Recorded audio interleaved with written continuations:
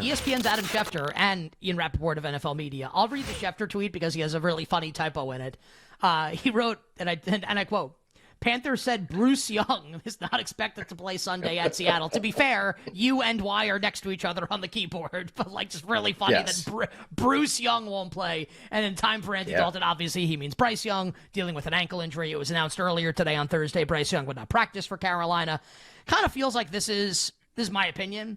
Like it's half his ankle is probably a little banged up, and also half like this dude's head's probably swimming and we need to give him a little bit of a breather. Kind of feels like a little bit for me going on the road to Seattle. So one way or another, no matter what the reason, Andy Dalton will now start on Sunday for Carolina on the road at Seattle. When we last left off in this market, Ken, yesterday, this was Seattle -6. Have we seen any movement in the market here? Seahawks hosting the Panthers on Sunday.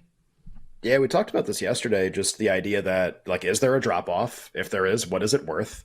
And we had a similar setup with Houston last week with CJ Stroud appearing on the injury report, and there was no movement in the market prior to a decision being made on his playing status. Now, to be fair, it's not like he was declared out, and maybe you would have gotten a move. Like, we don't know what it would have been because Stroud ended up playing. But even a lot of times, I mean, you talk about a big quarterback, obviously. We talk about what's happening with Joe Burrow right now. Like, just the rumor of not playing, it causes the market to go absolutely haywire because he's such a valuable player. So Bryce Young doesn't practice yesterday, and it sounds kind of bad. Like you brought up a good point. They signed a quarterback to the practice squad. Like they were making all of these. They were indicating that he was unlikely to play, and the market just wasn't moving. I mean, Seattle was 6 still, like all day yesterday. He's finally declared out. Like we know it's Dalton now, and you did get a little bit of a bump in the market. So all the 6s basically went to 6.5.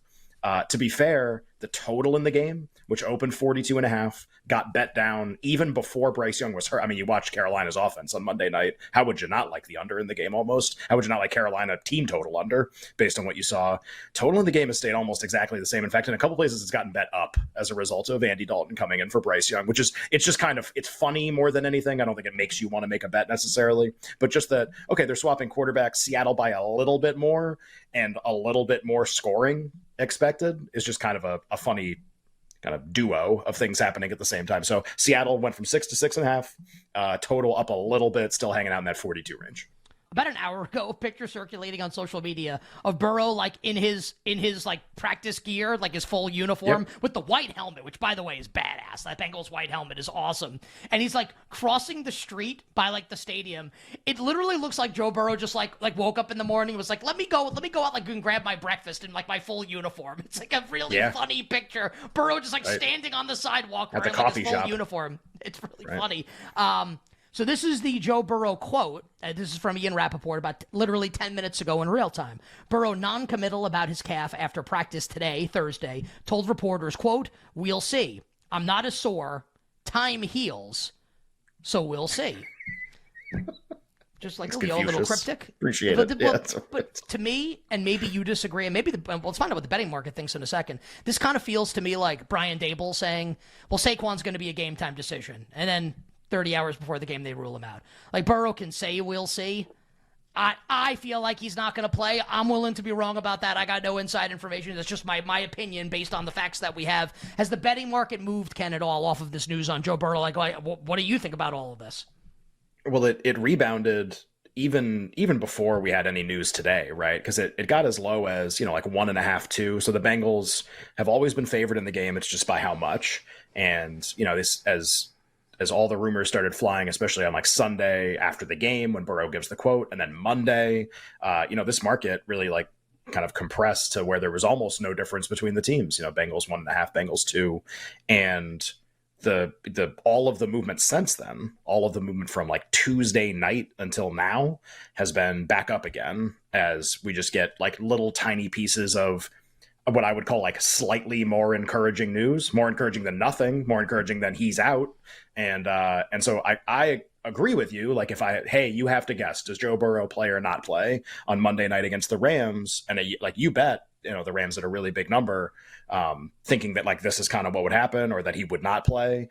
I don't have any inside information. Like I messaged a few people. I got nothing. I have no idea if he's playing. Hey, what's your guess? Do you think he's going to play? More likely to not play than play, but I don't even really know by how much at this point. I feel like we just don't know a lot. And so I'll say he's like, whatever, 60-40 to not play or 70-30 to not play, something like that. And the betting market's still very low, to be fair, in the game. The Bengals are now, instead of being 1.5, 2, they are now full 3-point favorites in the game against the Rams. The total, which obviously gets bet down because of the Burrow injury as well, is now at 44. So two really common numbers, side and total in an NFL market, 3 and 44. That's where we are right now. The longer that Cincinnati at least goes through this, if you want to call it a charade, but the longer they go through this exercise of pretending he's going to play, assuming he doesn't, I think you'll still see the market rebound a little bit more, basically more every day until he's out. Like, oh, we're practicing again today. Like, oh, had another quote to the media. Like, the more of that you get, the more this will come back toward a normal projection for the game. And once he's finally declared out, that's when we have a different conversation about, like, should the Rams be favored or what should the number in the game be? But yeah, like you're again, just another example of, it's no one knows anything. This isn't like Vegas knows. This isn't sportsbooks know. This isn't, and this one isn't, it doesn't even feel like bettors know. This is just, you have a publicly available piece of information, like, put out there. It's consumed by everyone, and there's a reaction in the betting market as a result of it. This is easy to figure out, folks. Like, he goes to practice, gives some quotes. It feels 50-50 based on what he's saying. What do you think's going to happen in the market when it was already like at a rock bottom number? It's going to go up. That's not predicting anything.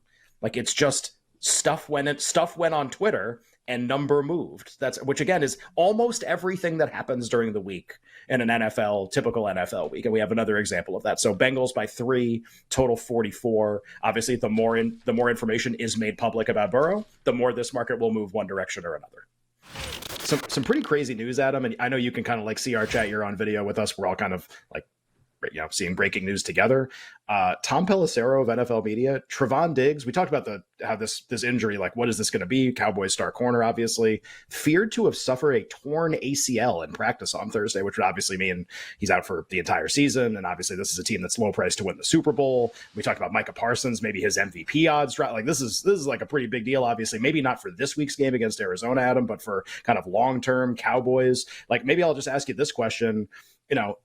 Now knowing that Diggs is out for the season, maybe that changes your opinion. Maybe it doesn't. It felt like we had this kind of cream of the crop in the AFC, right? Already at San Francisco, and you had Dallas, and you had maybe Philadelphia would be the third team you throw in there. All of them off to 2-0 starts. How would you kind of order those teams? Now knowing Diggs is out, maybe that makes a difference for you. How would you kind of order those teams through 2 weeks?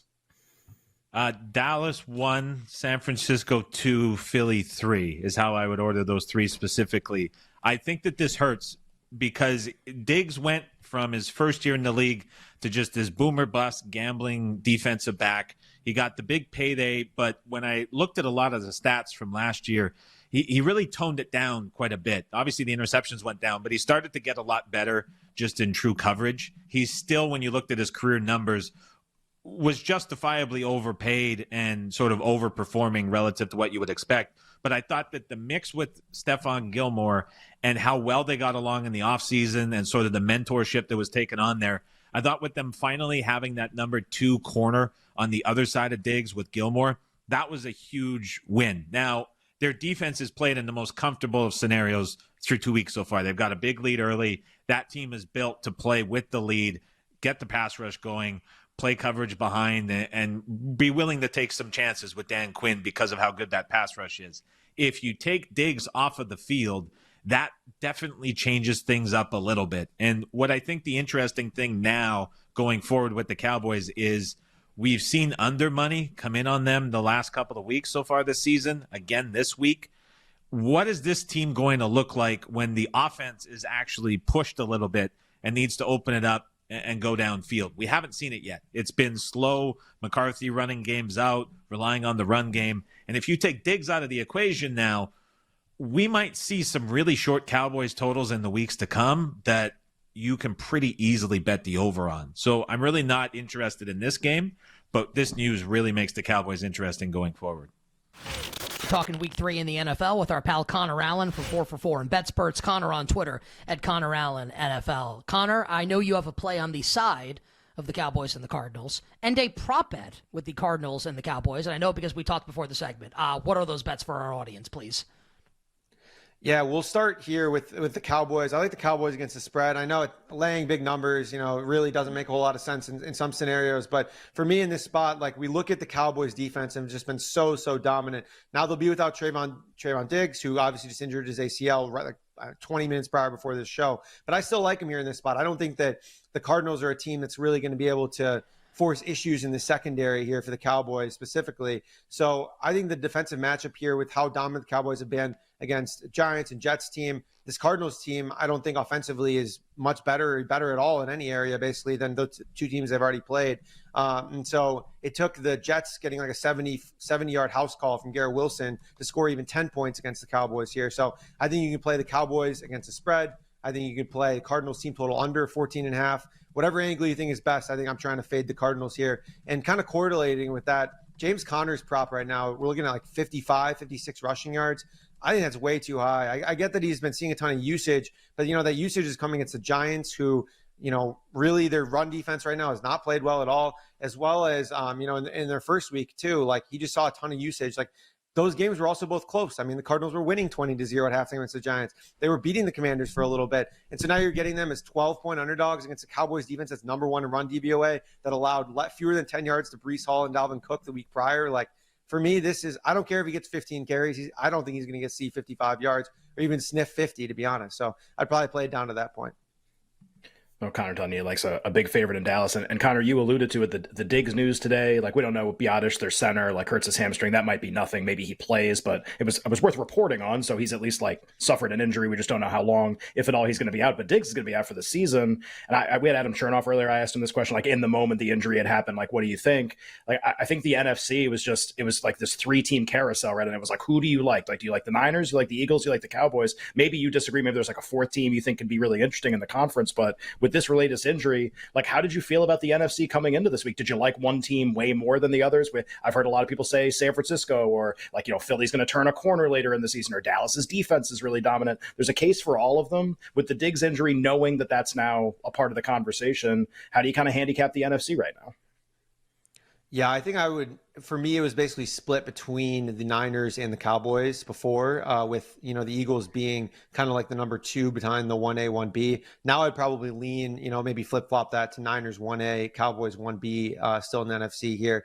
Because for me, I think that the Eagles, like Shane Steichen, in my mind, has made a clear difference. Like we saw him in Philadelphia, everything looked pretty easy for Jalen Hurts. Like consistency was all there. The running game was there. Now he goes to Indianapolis and everything looks easy for Anthony Richardson, by all means a raw prospect. And then even Gardner Minshew comes in without even having reps with the ones and plays pretty well, albeit against a bad defense. But, things looked pretty smooth there. And then on Philadelphia's side, though, like things just haven't really been as consistent as what I think that we've seen in previous years. So I'm not necessarily worried about the offense. I'm just not sure that we're going to get the same level of play throughout the entire season from them offensively. And then whereas the Cowboys, like, I don't think we've really seen their offensive peak yet either because, we haven't really had to be honest. So I think once we get that kind of push, we'll see a little bit more about this Cowboys offense than we've learned so far. But I know that their defense, in my mind, is good enough to take them to plenty heights here, especially in the NFC. So that's probably how I'd rank it right now.